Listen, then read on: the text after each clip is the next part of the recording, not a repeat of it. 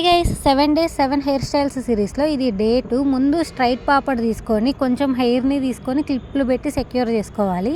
And back side హెయిర్ని అంతా వెనక్కి దువ్వేసి ఈ క్లిప్లు పెట్టుకుంటే మనకి నీట్గా ఉంటుంది, అంటే ఫేస్ మీదకి రాకుండా. అండ్ ఎక్కడ చూపిస్తున్నట్లు అట్లా క్లిప్లు పెట్టుకోవాలి. అండ్ ముందు ఉన్న హెయిర్ ఉంటుంది కదా, 3 పాయలుగా తీసుకొని నార్మల్గా అల్లుకొనేలా కాకుండా బ్యాక్ సైడ్కి అల్లాలి. అది మీకు క్లియర్గా అర్థమైద్ది అనుకుంటున్నా, అంటే తెలుసు అనుకుంటున్నా. అండ్ 2 సైడ్స్ అలా అల్లుకొని క్లిప్లు పెట్టి సెక్యూర్ చేసుకున్న తర్వాత మనము వేరే క్లిప్ ఉంటుంది, ఆ క్లిప్ పెట్టుకోవచ్చు. ఈ హెయిర్ స్టైల్ బీచ్లో కానీ అండ్ మిడ్డీల మీద కానీ చాలా బాగుంటుంది.